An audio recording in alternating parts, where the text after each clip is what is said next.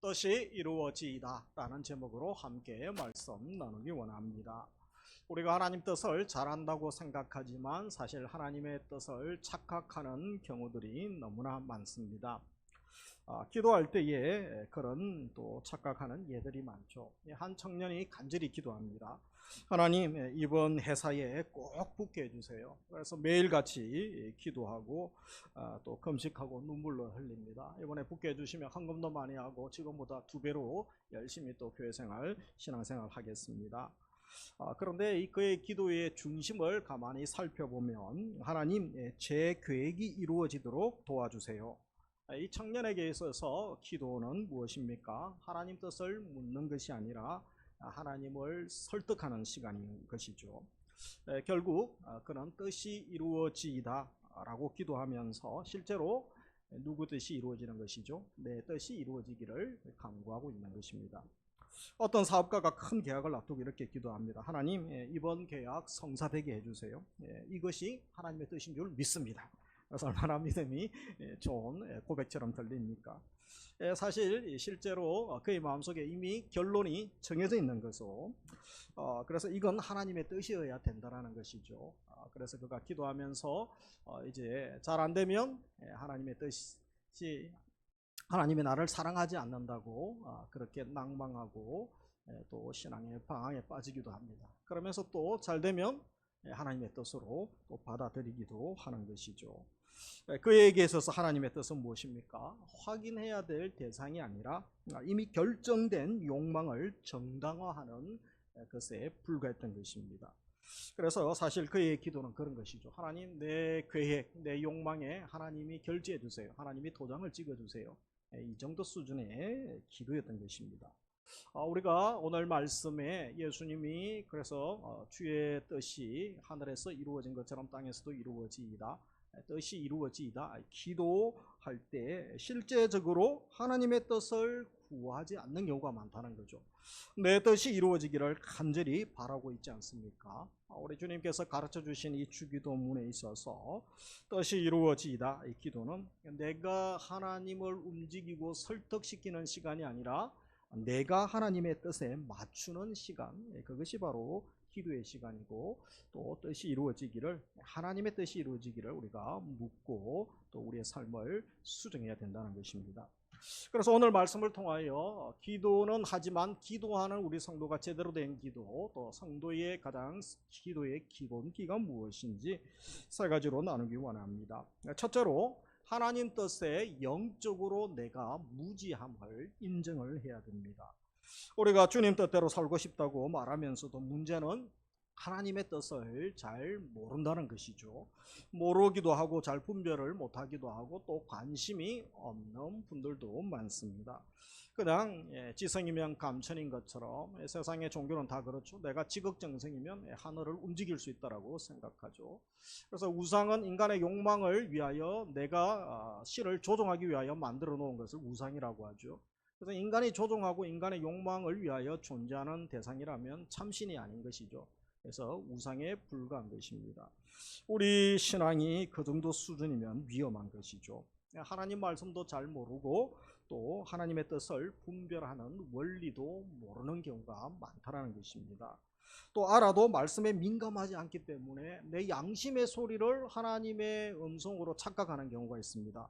그리고 내가 오랫동안 생각해온 것이 또 내 생각, 내 마음이 하나님의 뜻이라고 착각하는 경우들도 있는 것이죠. 그러므로 우선은 자신이 하나님의 뜻에 영적으로 무지함을 인정해야 됩니다. 인정하면서부터 우리가 또 순박하게 하나님의 음성을 듣고 주의 뜻을 분별할 수 있는 것입니다.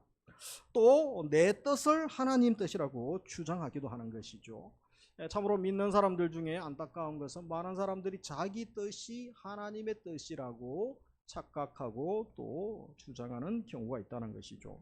한 자매가 결혼을 놓고 기도를 합니다. 그래서 기도하는 것은 참 좋죠. 40일 작전 기도를 합니다. 기도했더니 하나님께서 한 형제를 보여주십니다. 그래서 저 형제가 이제 자기가 기도할 대상이라고 형제에게 찾아갑니다. 내가 40일 기도했는데 당신이 나와 결혼할 배우자입니다.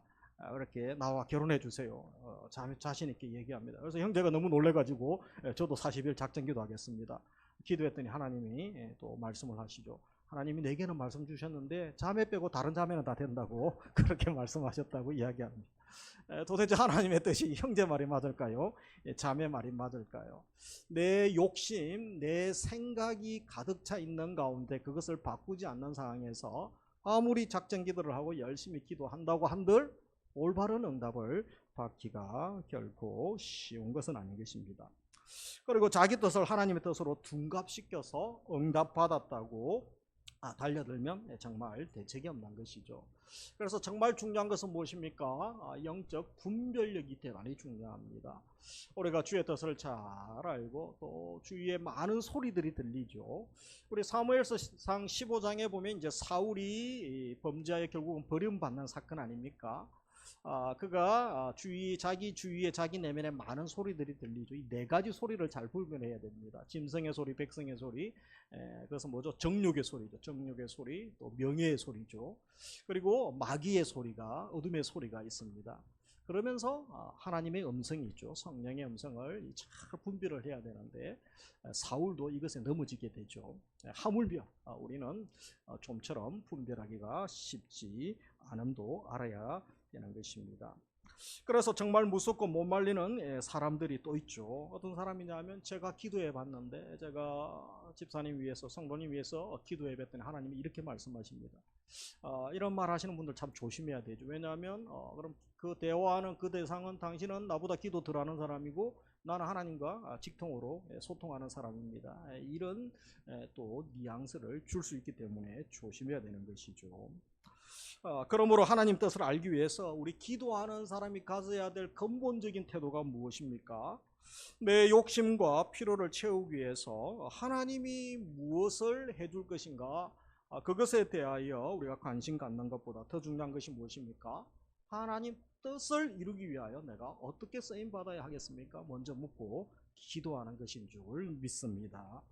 그래서 이 기도의 순서가 바뀌어 있는 사람들이 많습니다. 예수님이 오늘 가르쳐 주신 기도는 하늘에서부터 땅이죠. 하늘에서 이루어진 것처럼 땅에서도 주의 뜻이 이루어지는 거죠. 그래서 하늘에서 땅으로, 위에서 아래로죠.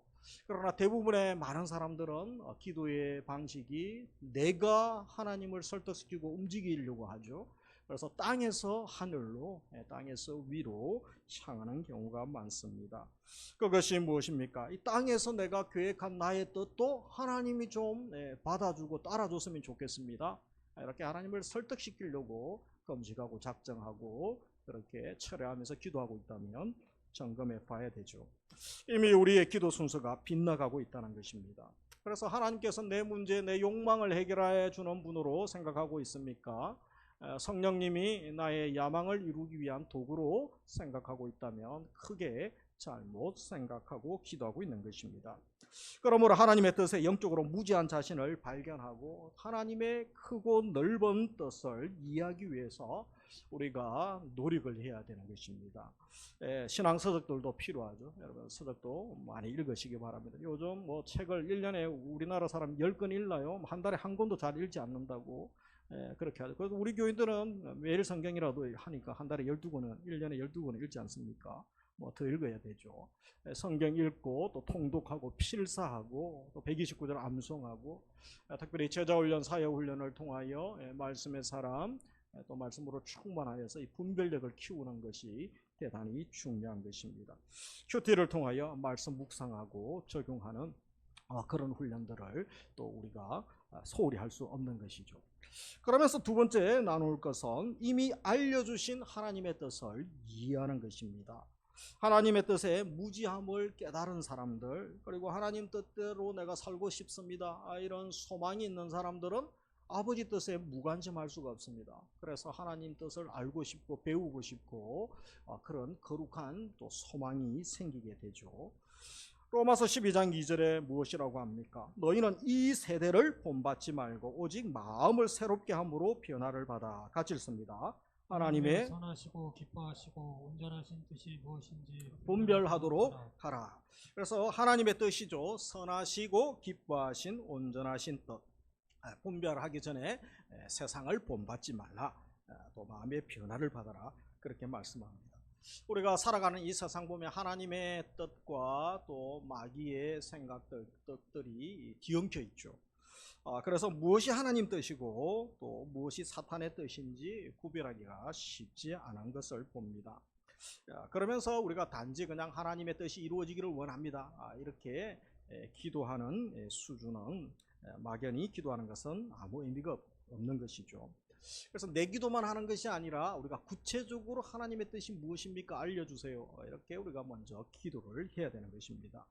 우리 삶을 돌아보면 항상 생각하고 판단하고 또 결정을 해야 되죠. 그런데 이 많은 결정들, 수많은 문제, 사건들 앞에서 이 성경은 명확하게 답을 제시해주지 않는 경우가 참 많습니다. 예를 들면 내가 어느 대학에 가야 되겠습니까? 어떤 직장을 가고 누구와 결혼을 해야 되겠습니까? 그리고 이번 6.3 지방선거는 누구를 무슨 색을 선택을 해야 되겠습니까? 하나님이 짠 알려주지 않습니다. 오늘 주일 예배 오는데 내가 머리를 파마를 할까요? 커트를 할까요? 라면을 아침에 먹을까요? 김밥을 먹을까요? 그렇게 알려주지 않습니다. 작은 것도 그렇고 큰 문제도 그렇죠. 특별히 중요할수록 하나님이 분명한 답을 주지 않고 우리 스스로 또 결정하도록 하시는 경우들이 또 많은 것을 보게 됩니다. 물론 이 구체적인 문제들 앞에서 우리가 분명한 또 하나님의 인도함을 위하여 기도하는 것은 당연히 해야 되는 것이죠. 그런데 더 중요한 것이 있습니다. 이 구체적인 질문에 대한 답을 얻는 것보다 더 중요한 것, 자막나 보여주시죠. 그래서 모든 질문에 답을 내릴 수 있는 변할 수 없는 하나님의 뜻이 있죠. 이것을 발견하는 것인 줄 믿습니다. 한번 따라하겠습니다. 변할 수 없는 하나님의 뜻을 먼저 발견합시다. 변할 수 없는 하나님의 뜻을 먼저 발견합시다. 이것이 참 중요합니다. 물론 이것은 말씀에 정통하며 말씀을 잘 알면 우리가 분별할 수 있죠. 그런데 우리가 신학을 하고 또 말씀을 66권을 연구해서 말씀에 익숙하고 잘 아는 분이 많지 않습니다. 신학자나 교수들 알아도 또 그렇게 살지 않는 것이 또 문제인 것이죠. 그래서 우리 새가족이나 초신자들 또 말씀을 1년에 한 번도 잘 읽지 않는 그런 경우라면 잘 모르게 되죠. 그래서 그런 경우는 그러면 하나님 뜻 모르고 평생 살아야 됩니까? 그렇지는 않습니다. 그래서 이전에 나온 고전 중에 예수님이라면 어떻게 하실까라는 책이 있었죠. 가장 기본적인 질문 한 가지를 던지자면 항상 어떤 일, 어떤 또 만남들 속에서 예수님이라면 어떻게 하실까 물어보면서 결정할 수 있습니다. 그러면서 오늘 이 세 가지의 질문을 던지면서 답을 찾으면 그 예수님이 어떻게 하실 것인가 그러면서 성경에 대한 전체적인 또 하나님의 뜻을 우리가 이해하고 실천할 수 있게 되는 것이죠. 그래서 첫 번째 질문은 이것이 생명을 살리는 일인가 생명을 죽이는 일인가 물을 수 있는 것입니다. 요한복음 6장 40절에 보면 내 아버지의 뜻은 아들을 보고 믿는 자마다 영생을 얻는 이것이니 마지막 날에 내가 이를 다시 살리리라. 그래서 예수님께서 아버지의 뜻을 말씀을 하셨죠. 내가 하는 일이 생명을 살리는 것인가 영생 얻게 하는 것인가 그리고 성도가 힘을 얻는 것과 관계된다면 그것은 주님의 뜻인 것이죠. 그러면서 마태복음 9장 13절에 보면 너희는 가서 내가 긍휼을 원하고 제사를 원하지 아니하노라 하신 뜻이 무엇인지 배우라. 나는 의인을 부르러 온 것이 아니요 죄인을 부르러 왔노라. 그렇게 말씀하시죠. 그래서 내가 하는 일이 죄인을 구원하는 일과 관계되는 것인가? 그러면 주님의 뜻이라고 할 수 있는 것입니다. 하나님의 가장 간절한 바람이 무엇입니까? 그것은 죄인이 구원받는 거죠. 죄인을 지옥 갈 영혼 천국으로 인도하고 생명의 복음을 듣게 하는 것이라고 말씀을 하고 있습니다. 그래서 하나님 뜻을 분별하는 첫 번째 기준, 이것이 생명을 살리는 것인가 생명을 죽이는 것인가 그리고 이 복음의 일이 그들에게 유익한 것인가 그것을 우리가 방해되는 것인가 따지면서 하나님의 뜻을 분별할 수가 있는 것입니다. 그러면서 두 번째 질문을 던지자면 창조 질서를 회복하는 일인가 파괴하는 일인가 물어볼 수 있습니다. 예수 그리스도께서 구속하신 것은 우리 죄인만 인간만 구속하신 것이 아니고 모든 자연 만물 영계까지 회복시키는 일을 하셨죠. 그래서 바울이 로마서 8장 20절 이하에 보면 무엇이라고 전합니까? 피조물이 허무한데 굴복하는 것은 자기 뜻이 아니다. 오직 굴복하게 하시는 이로 말미암음이라. 같이 읽습니다. 21절. 그 바라는 것은 피조물도 썩어짐의 종로로 단돼서 해방되어 하나님의 자녀들의 영광의 자유에 이르는 것이니라. 바로 우리가 예수 그리스도로 말미암아 구속 제사함을 또 경험하게 되죠. 그런데 이 피조물이 얼마나 간절히 갈망하고 있습니까? 피조물이 갈망하고 있다고 말씀하죠. 그것은 21절에 있는 것처럼 우리가 죄에서 더 이상 종노릇 하지 아니하고 참 자유, 해방을 경험한 것처럼 피조물들도 우리처럼 되기를 원한다는 거죠. 그래서 이들이 자유와 평화와 조화가 회복되기를 원하고 있다라고 전하는 것을 봅니다. 이것은 바로 하나님께서 우리 개인만 구원받는 것을 원하시는 것이 아니고 하나님의 창조 질서가 우리 삶의 전 영역에서 회복되기를 원하심을 말씀하고 있는 것이죠. 그래서 우리 성도가 나만 잘 되고 우리 가정만 잘 되고 우리 교회만 잘 되기를 바라는 것은 건강한 신앙생활이 아니라고 할 수 있습니다. 그리고 내가 살고 있는 이 시대만 평택만 잘 되기를 부자가 되고 잘 되기를 바라는 것도 아니라는 것이죠. 우리가 살고 있는 이 시대뿐 아니라 10년, 20년, 50년 후 그럼 우리 다음 세대까지 또 인류를 생각해야 된다는 것이죠. 이런 차원에서 우리가 자연보호, 에너지 전략을 이야기하는 것도 그리스도인들 교회가 참여해야 되는 것입니다. 아무데나 가서 나무가지 꺾고 그죠? 그리고 환경 오염시키고 또 이런 것들 조심해야 되죠. 나 때는 쓸 수 있겠습니다. 자원이 고갈되지 않을 수 있죠. 그러나 우리 자손들 때에는 고갈되기 때문에 지금 인류가 지구촌이 몸살을 앓고 있지 않습니까? 이미 또 여름에 작년보다 더 더운 날씨를 경험할 것입니다. 겨울은 더 추운 날씨를 경험하고 이상기온을 경험하죠. 우리 조상들이 이미 그렇게 또 함부로 사용한 그런 것들 때문에 만들어버린 것들 때문에 우리가 피해를 입게 되는 거죠. 그래서 우리가 이미 하나님 말씀, 하나님 뜻을 보면 다음 세대까지 생각하고 인류를 생각을 해야 됩니다. 평택의 번영뿐 아니라 한반도의 부흥, 또 세계 평화에 관심을 가지고 우리가 기도하고 참여를 해야 되는 것이죠. 그러면서 세 번째 질문은 성도의 신분에 적합한 거룩한 삶을 살게 하는가 그렇지 않은가 라고 물어볼 수 있는 것입니다. 성경은 자주 하나님의 간절한 바람에 대한 말씀을 신약 성경에 많이 하고 있죠. 그것은 바로 온전한 그리스도인 성숙한 인격에 대한 말씀을 많이 하고 있습니다. 예수님도 제자의 삶에 대해서 제자들에 대한 말씀을 하셨죠. 그리고 서신서에 보면 이 온전함, 또 예수님 닮아감, 거룩함에 대한 말씀들을 얼마나 많이 하고 계신지 알게 됩니다. 제자 훈련의 궁극적 목적도 결국 예수님 닮아가는 것이죠.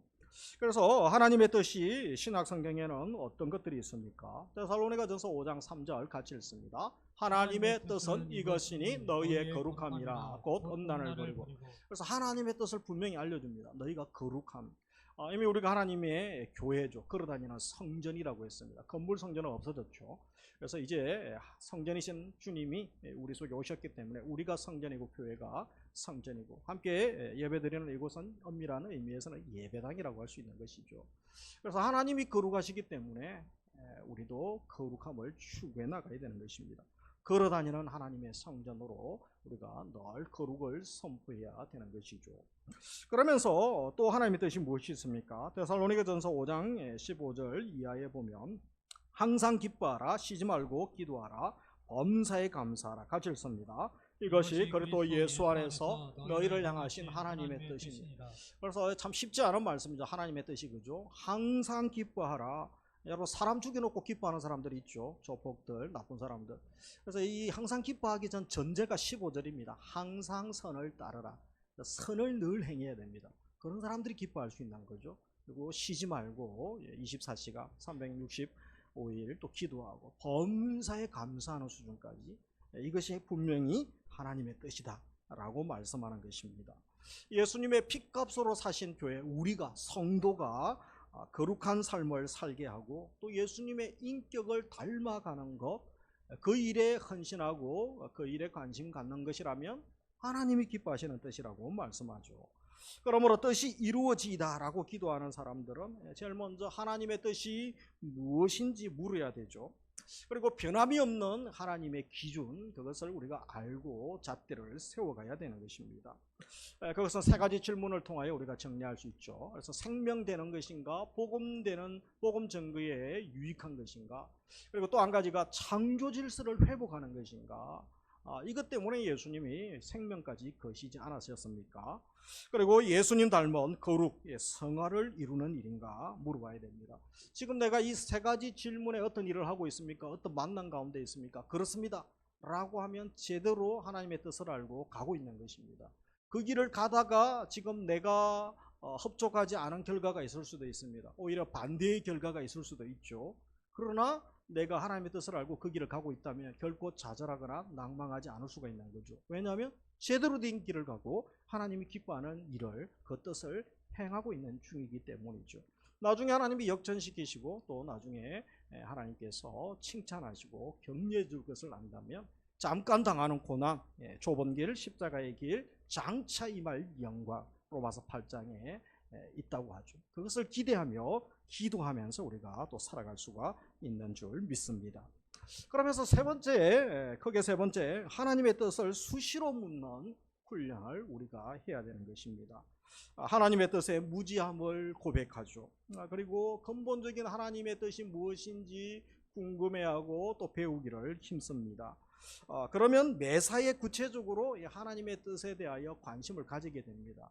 그런 분들은 하나님, 이 일에 대해서는 또 오늘 하나님의 뜻이 무엇입니까? 내가 하나님의 기쁨으로 살기를 원합니다. 도와주시고 알려주세요.